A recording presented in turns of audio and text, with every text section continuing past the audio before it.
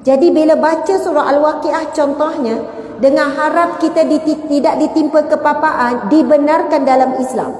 Tapi mesti niat yang paling utama, baca mengharap pahala daripada Allah.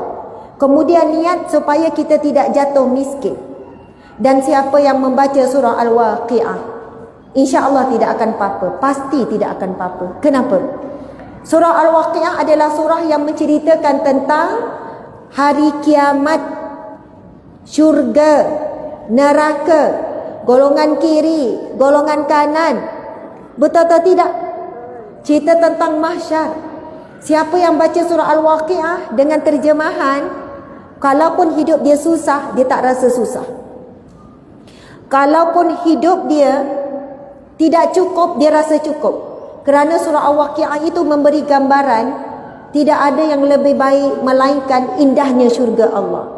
Allahu Akbar. Muslimin muslimat dimati Allah sekalian.